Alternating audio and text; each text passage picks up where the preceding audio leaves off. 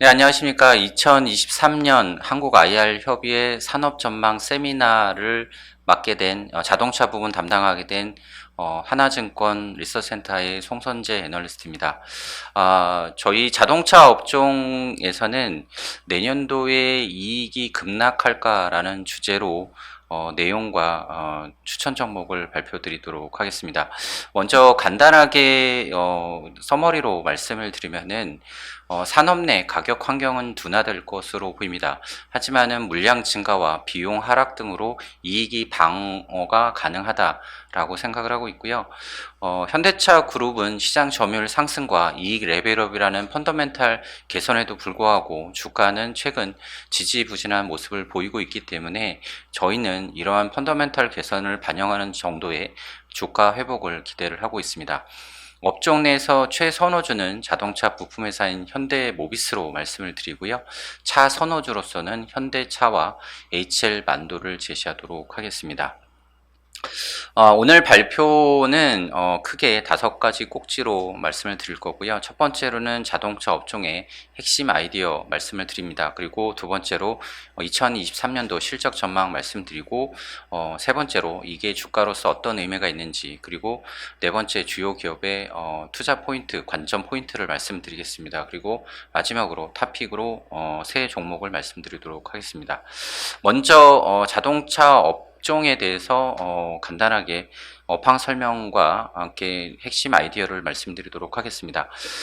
사실 지난 1년 반 동안 자동차 업종은 상당히 정상적인 것과 비정상적인 요인들이 혼재되어서 반영이 되었습니다. 정상적인 거는 왼쪽에 그래프를 보시면 아시겠지만 현대차 그룹의 글로벌 시장 점유율이 상당히 많이 올라갔습니다. 현대차와 기아의 제품 경쟁력이 향상되었기 때문이고요.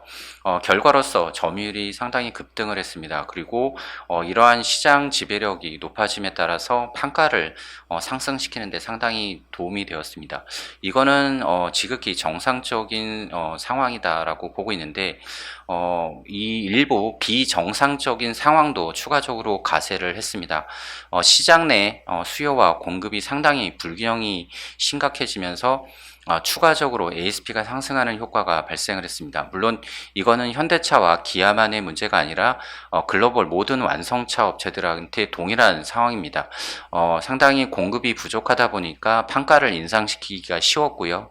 그 다음에 인위적으로 믹스를 올리는 것도 가능했습니다. 그리고 인센티브를 상당히 줄이면서 전체적으로 ASP가 추가적으로 상승하는데 상당히 기여를 했습니다.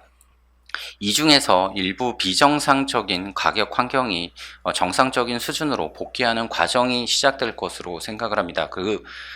그 과정에서 실적 고점에 대한 우려가 주가를 제약하고 있는 상황이라고 보시면 좋을 것 같습니다.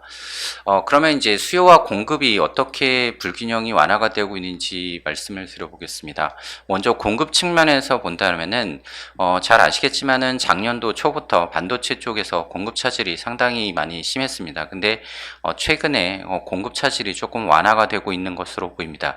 실제로 현대차와 기아의 월 평균 생산 대수를 보더라도 코로나 시기에 심각했을 때는 중국을 제외한 글로벌 월 평균 생산이 45만 대 정도 수준이었고,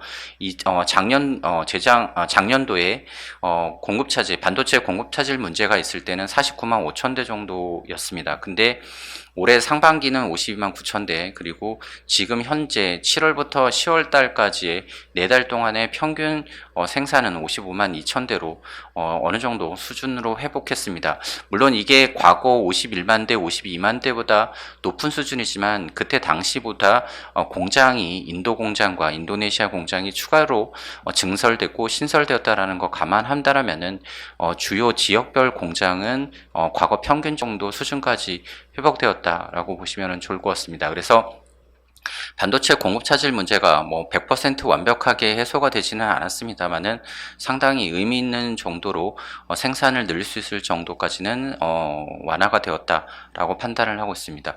두 번째로는 수요 측면에서를 좀 살펴보도록 하겠습니다.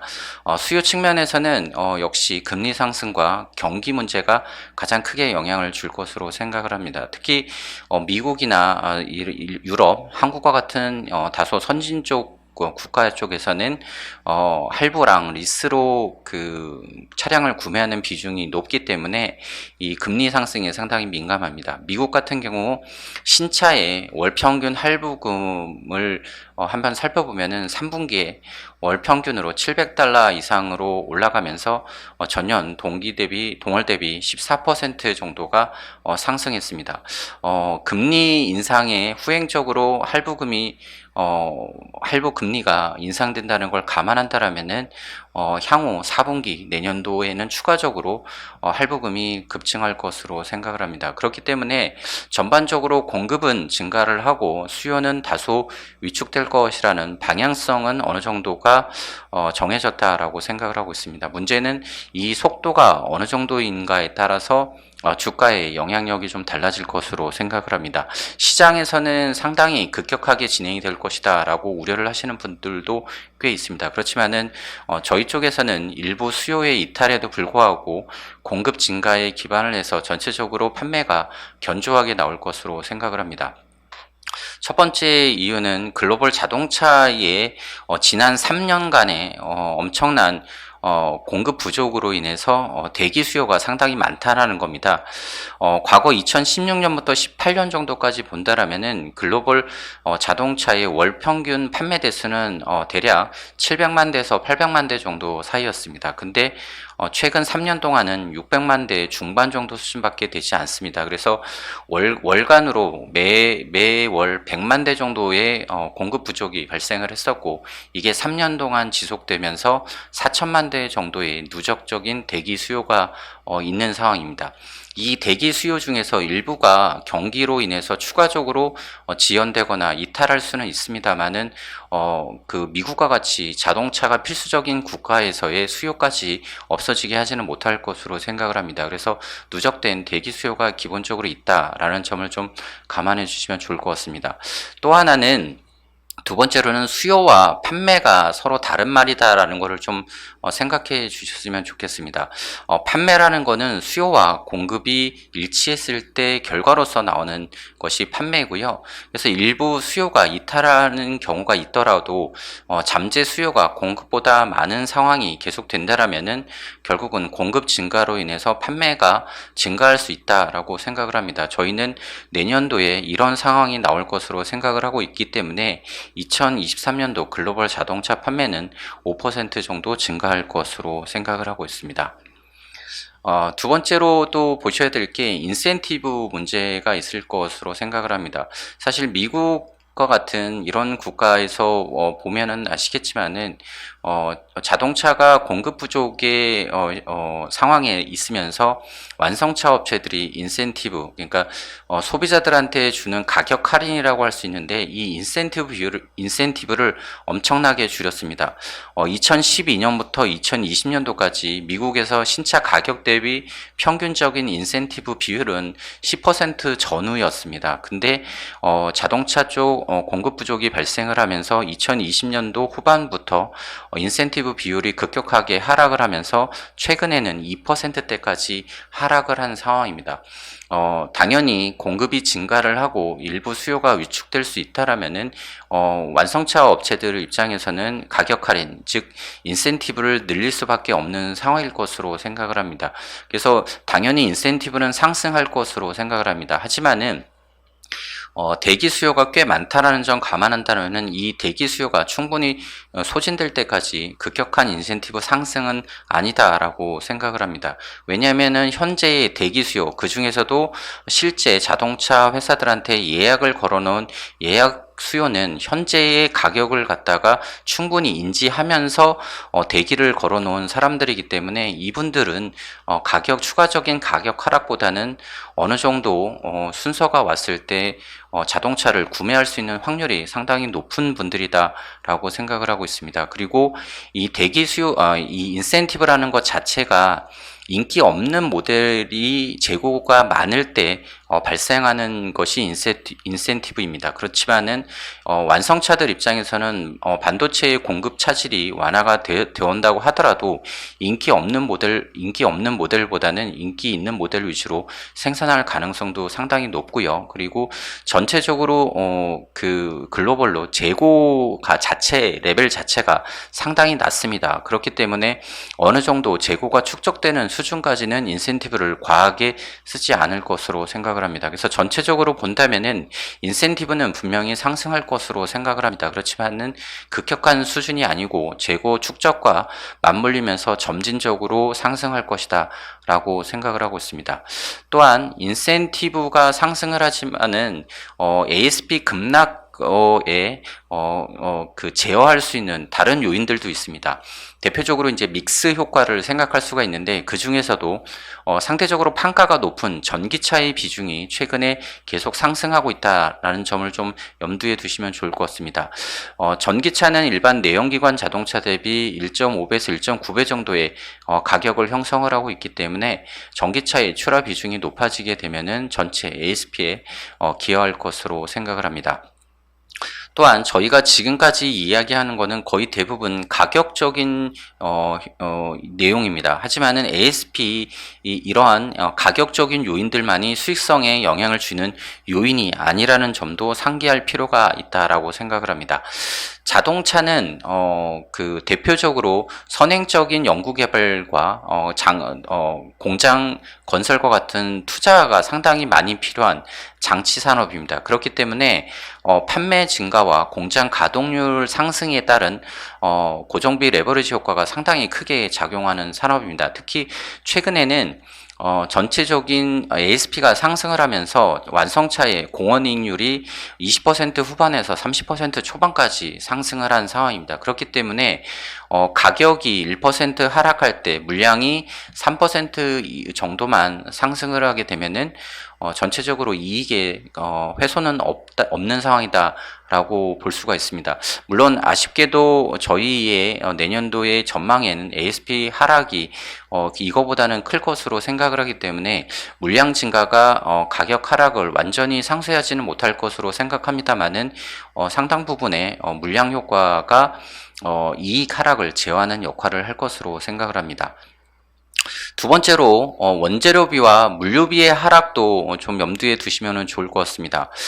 작년도 하반기 올 초까지 주요 원재료 스팟 가격과 물류비가 상당히 많이 상승을 하면서 이것이 자동차 부품 회사들 상반기 그 원가에 상당히 부담이 되었습니다. 그리고 이것이 순차적으로 완성차들의 재료비에 또 반영이 되기 시작을 하면서 완성차의 대당 원재료 비용이 상당히 많이 상승을 한 상황입니다. 평균적으로 과거에 5에서 6% 정도 상승하던 것이 최근에 3분기까지 누적으로 12% 정도 상승을 하면서 상당히 원가율에 부담이 되었는데 주요 원재료와 물류비의 스팟 가격이 1분기에 고점을 찍고 내려가고 있는 상황이라서 2분기 정도 후행하는 자동차 회사들의 투입 원가에는 3분기 이후로 좀 하락 반영되고 있고 특히 4분기 이후로는 그 하락 반영 폭이 좀 더 커질 것으로 생각을 합니다. 그래서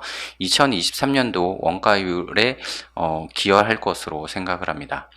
그래서 전체적으로 이런 그림 속에서 본다라면은 부정적인 가격 환경인 거는 맞습니다만은 물량 효과와 비용의 하락이 일부 상쇄를 시키면서 전체적으로 이익이 견조하게 나올 것으로 생각을 합니다. 물론 자동차 회사들 6개사, 완성차 2개사와 부품사 4개사의 합산 영업이익은 소폭 감소할 것으로 생각을 합니다. 그렇지만은 시장에서 우려하는 급락과는 좀 다른 견조한 흐름이다라고 생각을 하고 있습니다. 상대적으로 ASP에 대한 효과가 그동안 컸던 완성차 입장에서는 인센티브라고 하는 가격이 좀 부정적으로 영향을 주면서 완성차의 영업이익은 5% 감소할 것으로 생각을 합니다. 하지만은 부품회사들은 완성차의 생산 물량이 늘어나는 효과와 함께 일부 원가의 납품가 전가 그리고 비용의 하락으로 이익은 증가할 것으로 보입니다. 부품사들 4개사 합산 영업이익은 28% 증가할 것으로 생각을 합니다. 주요한 그 자동차 업체들의 실적 추이 표는 지금 보여드리는 장표를 참고해 주시면 좋을 것 같습니다. 자, 그러면은 이런 흐름 속에서 자동차 업종의 주가는 어떤 의미를 가지고 있는지 좀 말씀을 드려보겠습니다. 이 그래프 두 개를 보시면은 아시겠지만은 완성차들의 그 주가는 과거 10년을 넘게 글로벌 시장 점유율과 거의 유사한 흐름을 보였습니다. 왜냐하면은 이 시장 자체가 저성장 산업이기 때문에 시장 점유율의 상승이라는 것은 결국은 물량의 증가 그리고 그 물량의 증가는 결국은 고정비 효과를 레버리지 효과를 가져오기 때문에 이익의 증가를 가져왔기 때문입니다. 그래서 전체적으로 시장 점유율이 올라가는 구간에서는 완성차의 시가총액이 올라가는 이런 모습을 패턴을 보여왔습니다. 근데 최근에는 완성차들의 시장 점유율이 상당히 많이 올랐음에도 불구하고 완성차들의 시가총액은 오히려 감소하는 이런 상황이 발생을 했습니다. 물론 이게 이익이 상당히 많이 급등하는 거에 가격 효과가 기여를 했던 것도 있습니다. 하지만은 이런 시장 점유율 상승이라는 펀더멘탈 요인을 주가가 아직까지 제대로 반영하지 못하고 있는 이런 괴리가 있다는 것도 염두에 두시면 좋을 것 같습니다. 저희는 이러한 펀더멘탈 개선을 주가가 반영하는 그런 시기가 2023년도가 되지 않을까라고 생각을 하고 있습니다. 물론 이 논리에도 한계는 있습니다. 아쉬운 점은 이익이 생각보다 견조하다는 거지 이익이 감소하지 않는다라는 의미는 아닙니다. 그래서 이익 모멘텀이 좀 둔화가 되는 것이 결국은 밸류에이션 상승을 제약한다는 것이 좀 아쉬운 점입니다. 글로벌 완성차들의 PER을 보면은 평균적으로 6.6배 정도 수준에서 거래가 되고 있습니다. 현대차가 5.6배, 기아가 4.2배 정도의 밸류에이션을 기록하고 있기 때문에 글로벌 평균보다 낮은 상황입니다. PBR을 보셔도 마찬가지입니다. 그래서 전체적으로 한국 기업들의 펀더멘탈 개선에도 불구하고 글로벌 평균 대비 디스카운트를 받고 있는 이 상황은 분명 저평가 국면이다라고 생각을 하고 있습니다. 다만 이러한 저평가 국면, 낮은 밸류인에서 주식을 매수하게 되었을 때 주가가 어느 정도 상승하게 되면은 결국은 밸류에이션 매력이 좀 약화되는 이런 상황이기 때문에 어닝의 개선이나 아니면은 밸류에이션 재평가에 중요한 트리거가 없다라면은 당분간은 박스권 주가 흐름을 이어질 것으로 생각을 합니다. 저희가 생각하는 밸류에이션 재평가의 중요한 트리거는 결국은 미래자동차에 대한 대응력, EV 점유율 상승과 자율주행 기술의 내재화 등이 될 것인데 이 미래자동차에 대한 대응력이 좀 향상되는 건데 아쉽게도 이 부분에 대한 거는 조금 더 그 시장에서 테스트를 할 것으로 생각을 합니다. 가장 그래도 가깝게 볼 수 있는 게 결국은 전기차 부분에서의 점유율 향상입니다. 잘 아시겠지만 글로벌 전기차 시장은 유럽 시장이 다소 둔화되고 있지만은 중국의 고성장과 미국과 기타 시장의 기여로 성장세가 상당히 높은 상황입니다. 그럼 이러한 고성장하는 시장에서 아쉽게도 현대차 그룹은 EV 쪽 점유율이 4%, 5% 정도 수준에서 머물고 있습니다. 내연기관 점유율이 8% 후반인 거에 비해서 좀 낮은 상황입니다. 그래서 시장에서 이거에 대해서 조금 다소 우려를 하고 있는 것으로 보입니다. 하지만은 이러한 상황은 글로벌 전기차 시장이 중국 쪽에서의 성장에 상당히 많이 연동하는 데 비해서 현대차 그룹은 중국에서 전기차를 상당히 미미하게 팔고 있는 그 효과 때문이다라고 보시면 되고요. 실제로 중국을 제외한 글로벌 EV 시장에서의 점유율은 10% 가까이 돼서 내연기관 정도보다 오히려 높은 상황입니다. 그래서 현대차 그룹은 중국을 제외한 글로벌 전기차 시장에서 나름 경쟁력을 확보를 하고 있는 상태입니다. 중국의 부진과 그리고 기타 시장에서의 추가적인 선전을 갖다가 담보하는 라인업 확대도 내년에도 계속 진행될 것으로 보입니다. 현대자동차가 아이오닉 6라는 모델을 내놓은 상황이고요. 그 다음에 기아는 EV9이라는 모델을 내년도 1분기 말쯤에 투입할 예정으로 있기 때문입니다. 전기차와 관련해서는 역시 미국에서 인플레이션 감축법에 대해서 거론할 수밖에 없는 상황입니다. 인플레이션 감축법이 내년도에 실행이 되면서 미국 내 생산 공장이 없는 현대차 그룹이 경쟁 환경이 악화되는 이 부정적인 상황이 있을 것으로 생각을 합니다. 하지만은 이 현대차 그룹은 공장에 기존에 있던 내연기관 공장을 전기차로 전환한 방식이거나 아니면은 전기차에 대해서 자체 인센티브를 주는 방식으로 대응해 나갈 것이기 때문에 비용적인 부담은 있지만은 미국 시장에서의 입지가 크게 축소되지는 않을 것으로 생각을 합니다. 그래서 전반적으로 만약에 이 현대차 그룹이 이 미국 내 인플레이션 감축법에 대해서 대응을 잘 하고 있다라는 것이 보여진다라면은 일부 재평가의 요인으로 작용하지 않을까라고 생각을 하고 있습니다. 이런 관점에서 주요 기업들의 2023년도에 투자 포인트에서 좀 말씀을 드려보도록 하겠습니다. 먼저 현대차는 올해 10월 달에 국내에서 아이오닉 6라는 전기차를 투입을 했습니다. 초기의 반응이 괜찮은 편이고요. 다만 이 아이오닉 6가 이제 내년도 상반기부터 유럽과 미국과 같은 해외 시장에 투입될 예정으로 있습니다. 그래서 이 아이오닉 6의 해외 시장 투입과 해당 시장 내에서의 점유율 상승이 일부 트리거로 작용할 것으로 생각을 합니다. 그리고 미국에서 IRA 관련된 대응으로서 조지아 쪽에 전기차 전용 공장을 만들고 있는데 이게 2025년도 1분기 정도에 완공될 예정입니다. 하지만은 내부적으로 2024년도 하반기까지 일정을 당길 가능성이 상당히 높다라고 생각을 하고 있기 때문에 이 관련해서 속도적인 측면도 중요한 관전 포인트다라고 생각을 합니다. 전기차와 자율주행 기술과 개발 속도는 당장 내년뿐만 아니라 향후에도 계속 주목해야 될 포인트이고요. 기아는 내년도 1분기에 전기차 EV9이라는 모델을 양산을 시작을 합니다. 대형 전기 SUV이기 때문에 현대차에 있던 현대랑 기아의 기존 중형 SUV랑 세단 모델과는 좀 차별적으로 소비자층을 확대할 수 있다라는 점에서 좀 기대를 할 수 있는 모델이다라고 생각하고 있습니다. 그리고 기아는 또 그 중요한 사업의 한 축으로서 PBB 사업이라는 걸 준비를 하고 있습니다. 소비자들이 원하는 이제 사양의 모델을 이제 주문을 했을 때 제작해서 판매를 하는 이런 방식의 사업인데 이거 관련 전용 공장과 전용 플랫폼에 대한 준비를 계속하고 있습니다. 2025년도가 그 PBB 사업의 원년이 될 거기 때문에 이 관련된 준비를 어떻게 하고 있는지도 중요하게 볼 포인트가 아닐까라고 생각하고 있습니다.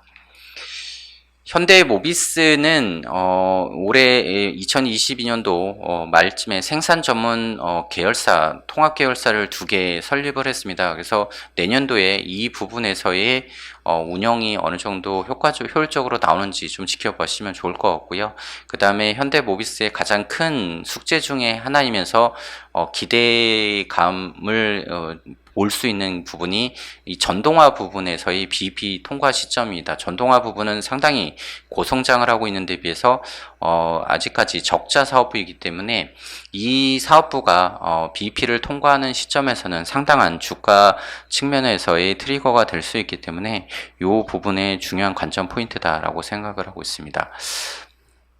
다음으로서 HL 만도의 관전 포인트는 HL 만도는 그 기존의 현대기아의 그 매출 비중이 50%로 낮아진 상황이고요. 글로벌 EV 업체와 폭스바겐, 니오, 이런 그 상대적으로 성장성을 보유한 완성차들을 고객으로 확보하면서 그 관련 비중이 계속 확대되고 있는 상황입니다. 그래서 이 글로벌 EV랑 폭스바겐 니오의 매출액이 어떻게 되는지 중요하게 볼 수 있고요. 그 다음에 HL 만도에서 최근에 좀 많이 그 판매에 호조를 보이고 있는 제품이 IDB라고 하는 이제 브레이크 제품인데, 이런 IDB와 같은 차세대 제품의 성장성도 그 전체적인 성장과 수익성 측면에서 중요한 포인트일 것으로 생각을 합니다.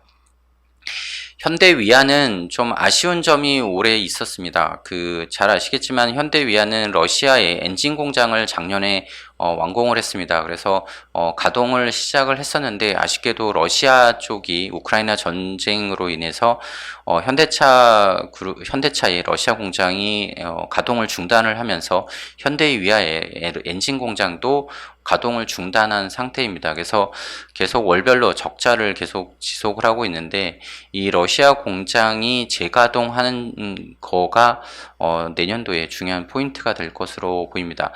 물론 이제 이거는 러시아 우크라이나 전쟁의 향방에 따라서 좀 다를 것으로 생각을 합니다만은, 만약에 재가동을 하게 된다라면은 관련 적자 축소와 추가적인 성장성 확보라는 측면에서 중요한 포인트가 될 수 있기 때문에 이 재가동 여부를 좀 지켜보시면 좋을 것 같고요. 그 다음에 현대위아의 고질적인 그 문제 중에 하나가 주력 제품인 엔진이라든가 이런 제품들이 상당히 내연기관에 치우쳐져 있다라는 것이 좀 단점이었습니다. 그렇지만은 현대위아도 이러한 점을 인지를 하면서 전기차 쪽 관련된 열관리 모듈이라든가 그 다음에 스마트 팩토리, 물류 로봇과 같은 이런 기계 부분에서의 신규 사업을 계속 추진을 하고 있습니다. 그래서 이 부분에서의 성과도 중요하게 볼 포인트입니다. 현대 글로비스 같은 경우는 작년 올해 상당히 실적이 좋았습니다. 잘 아시겠지만 해운 쪽에서 업황이 상당히 좋으면서 운임이 상당히 좋았기 때문이고요. 아쉬운 거는 이 그 해운 쪽에서 운임 지수가 상당히 많이 꺾였습니다. 그래서 이 관련해서 향후에 해운 업황이 어떻게 될지 일단 산업 환경 측면에서 중요할 것으로 생각을 하고 있고요. 그 다음에 현대차와 기아 이외의 비계열사 물량을 계속 확보해 가고 있는 상황인데, 추가적으로 얼마나 수주할지 여부도 좀 지켜보시면 좋을 것 같습니다. 네, 이 주요 업체들의 관전 포인트에 대해서 말씀을 드렸고요. 내년도에 저희 하나증권 쪽에서 자동차 업종에서의 탑픽으로 제시를 하고 있는 것은 현대모비스입니다. 현대모비스 같은 경우는 일단 상반기까지, 올해 2022년도 상반기까지 4개 분기 연속으로 감익 구간이었습니다. 전방 고객사의 생산이 조금 부진했고요. 그 다음에 원자재 비용과 운송비가 상당히 많이 올랐기 때문인데요. 이번에 3분기 실적 나온 것부터 실적이 증액 구간으로 돌입하기 시작을 했습니다. 내년도가 된다라면은 고객사의 생산 증가와 그 다음에 말씀드렸던 각종 비용들이 추가적으로 하락할 것으로 생각을 하기 때문에 관련해서 2022년 대비 2023년도에 기본적으로 증액할 것이다 라는 점을 좀 염두에 두시면 좋을 것 같습니다. 특히 비용 부담이 상당히 컸던 AS 부분에서의 마진이 18%까지 하락을 했다가 21%까지 상승하고 있다라는 점을 주목하시면 좋을 것 같습니다. 두 번째로 보실 거는 전동화 부분에서의 고성장세와 이에 따른 적자 축소, BP 그 구간 통과 여부가 상당히 중요할 것으로 보입니다. 일단 전동화 부분은 최근 5년 동안 연평균 50%를 성장하는 상당히 고성장하는 사업부였고요. 당연히 현대차와 기아의 그 친환경차 생산이 계속 늘어남에 따라서 이 전동화 부분의 고성장세는 계속 이어질 것으로 생각을 합니다. 아쉬운 점은 이 전동화 부분에서 여전히 적자다라는 것이 이 전동화 부분의 고성장세의 현대에 따른 주가 반영이 좀 더딘 게 아닌가라고 생각을 하고 있습니다. 하지만은 저희는 전동화 부분에서 매출액이 계속 증가를 하면서 고정비 스프레드 되는 효과가 계속 나오고 있는 상황이기 때문에 전동화 부분에서의 적자 축소와 BEP 통과가 내년 하반기 그리고 내후년 상반기 정도쯤에 월별이나 분기별로 가능하지 않을까라고 생각하고 있습니다. 그래서 이런 상황이 발생을 하게 된다라면은 밸류에이션 측면에서 상당한 재평가 트리거가 될 수 있기 때문에 이 부분의 성장성에서 계속 주목을 하고 있습니다. 현대모비스는 현재 PER 기준으로 보더라도 6배 중반이고요. PBR 0.5배 정도의 밸류에이션을 기록을 하고 있기 때문에 동종 업체들 중에서 가장 낮은 밸류에이션을 기록을 하고 있습니다.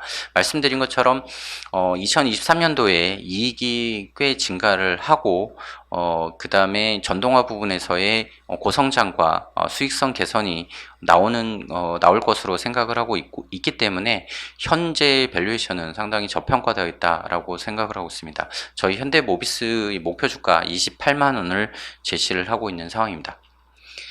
두 번째의 토픽으로서는 HL 만도를 제시를 하겠습니다.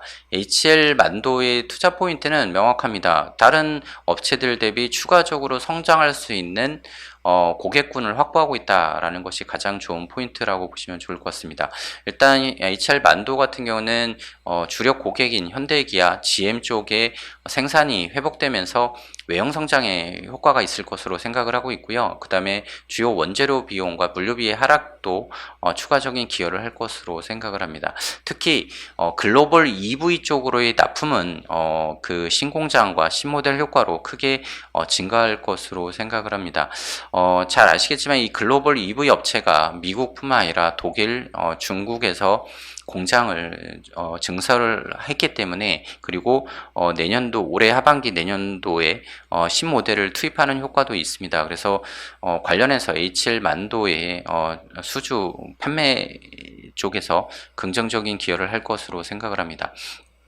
또한 이 글로벌 EV뿐만 아니라 폭스바겐 쪽으로 서스펜션 납품이 올해 말부터 본격화될 것으로 생각을 합니다. 그리고 중국의 니오 그리고 포드 쪽으로도 추가적인 납품이 내년도에 신규로 가세를 하기 때문에 관련된 매출액도 2023년도 성장에 기여할 것으로 생각을 합니다. HL 만도는 현재 밸류에이션 상에서 PER 10배, PBR 1배 정도에서 거래되고 있습니다. 그래서 자동차 부품 회사들 측면에서 본다면 조금 다소 높은 편입니다. 하지만은 동종 업체들 대비 프리미엄을 받을 수 있는 근거도 가지고 있습니다. 단일 고객에 대한 의존도가 50% 정도로 하락을 했고요. 상대적으로 업종 내 고성장 고객군을 확보하고 있기 때문에 추가적인 성장이 가능하다라고 보고 있습니다. 현재 매출액이 7조대 정도인데 누적 수주가 50조 이상 되고 있는 상태이고요. 신규 수주 중에서 전장화 부품군의 비중이 70%에 육박하기 때문에 전반적으로 성장의 질도 나쁘지 않다라고 생각을 하고 있습니다. 마지막으로 저희 완성차 쪽에서의 토픽은 현대차로 말씀드리도록 하겠습니다. 목표 주가 22만 5천 원을 제시를 하고 있고요. 계속 말씀드렸지만은 내년도에 완성차들 쪽에서는 생산이 증가하고 비용이 안정화되는 효과로 인해서 견조한 실적 흐름이 예상이 됩니다. 물론 가격 환경이 좀 부정적으로 바뀌고 있는 상황이기 때문에 관련 영향을 피할 수는 없을 것으로 생각을 합니다. 그래서 감익이 될 것으로 생각을 합니다만은 그럼에도 불구하고 견조한 흐름으로 보고 있고요. 그런 거에 대한 기본적인 배경은 주요 시장에서 현대차의 경쟁력이 상승을 했기 때문입니다.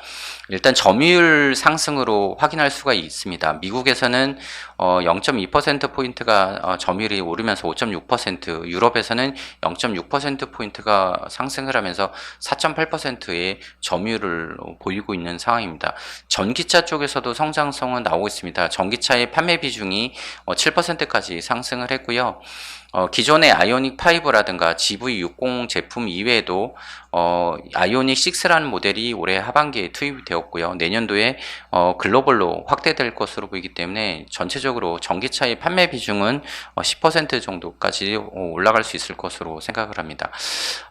주가는 가격 환경에 대한 악화 요인을 상당히 많이 선반영을 하면서 내년도 실적 기준으로 PER 5배대 그리고 PBR은 0.5배 수준의 밸류에이션을 기록을 하고 있습니다.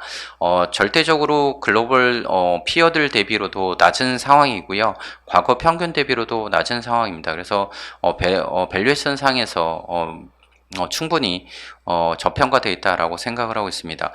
현재 주당 배당금은 연간 기준으로 5,000원 정도를 지급을 하고 있는데 이 지금 현재 그 주주 환원 정책을 재검토하고 있는 상황이기 때문에 주당 배당금의 상향 가능성도 있을 것으로 생각을 합니다. 그래서 그럴 경우에는 배당 수익률이 3% 이상 나올 것으로 생각을 합니다. 또한 현대차의 실적과 밸류에이션 상에서 항상 저희가 디스카운트라고 보기보다는 그 고려하지 못하고 있는 요인 중에 하나가 현대차는 수소차, 자율주행차, 로봇, 그 다음에 이제 UAM 같은 미래 사업에 대해서 상당한 투자를 하고 있습니다. 근데 이런 상당한 투자들은 비용 요인으로만 반영이 되기 때문에 EPS에 당장 마이너스 요인으로 잡힙니다. 하지만은 이런 부분에서의 성과가 향후에 가시화됐을 경우에 밸류에이션 측면에서 상당한 잠재 트리거가 될 수 있다라는 점에서 현재의 밸류에이션은 비용 요인만 반영을 하고 있지 잠재적인 성과에 대한 가능성은 반영하지 못하고 있는 밸류에이션이다 라고 생각을 하고 있습니다. 그래서 저희는 현재 5배대의 밸류에이션은 충분히 저평가되어 있는 수준이다 라고 생각을 하고 있습니다. 네, 그런 관점에서 전체적으로 자동차 업종에 대해서는 좀 아쉬운 가격 환경이 나올 것으로 보이지만은 물량 증가와 비용 하락, 그리고 이미 어느 정도 선반영한 주가라는 측면에서 여전히 자동차 업종에 대해서는 긍정적인 뷰를 가지고 있는 상황이고요. 탑픽으로는 현대모비스, HL만도 그리고 현대차를 제시하도록 하겠습니다. 네, 이상 저희 발표를 마치겠습니다. 시청해 주셔서 대단히 감사합니다.